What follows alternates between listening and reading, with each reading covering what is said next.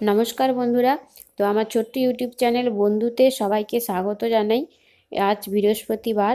তো এটা প্রথম বৃহস্পতিবারের ভিডিও। তো অগ্রহায়ণ মাসের প্রথম বৃহস্পতিবার আমার বড় ননদ বড়দি এসেছে। তো বানানো হচ্ছে সরু চাগলির পিঠা। প্রথমে পিঠাটাকে কেউ শিলে বেটে নিতে পারেন বা মিক্সচার গ্রাইন্ডারে মিক্সিতে করে ঘুরিয়ে নিতে পারেন।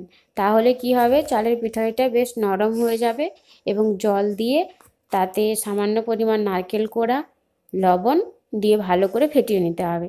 তারপরে সেই পিঠালিটা কড়াই দিয়ে ঘুরিয়ে নিতে হবে এবং হালকা একটা কাপড় বা কিছু ঢাকা দিয়ে হালকা আঁচে করে নিতে হবে। তো এই পিঠাটা তোলার সময় আমি পারি না।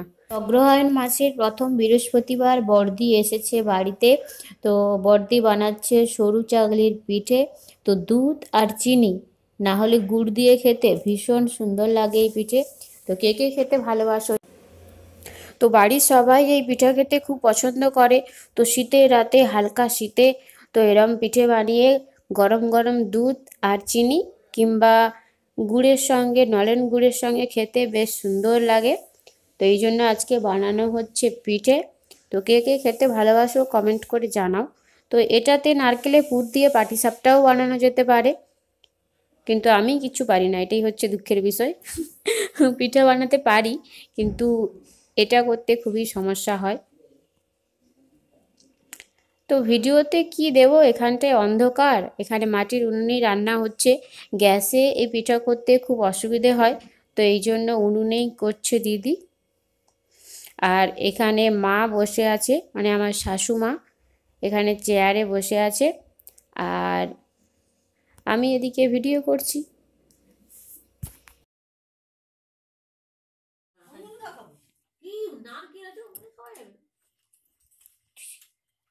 বলো কেমন হয়েছে, বলো কেমন হয়েছে। তো আজকের ভিডিওটা খুবই ছোট্ট।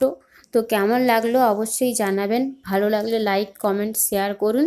আর আমার ফেসবুক পেজ রয়েছে বন্ধু, আর ইনস্টাগ্রাম রয়েছে বন্দনা4548। সবাই সাবস্ক্রাইব করবেন, পাশে থাকবেন। তো চেষ্টা করছি যতটা এগিয়ে যাওয়া যায়। তো ঠান্ডা পড়েছে, তোমার ওদিকে কি ঠান্ডা পড়েছে কমেন্টে জানিও। আমাদের এদিকে বেশ ঠান্ডা পড়িয়েছে। জ্যাকেট, সোয়েটার, টুপি সব বের করেছি।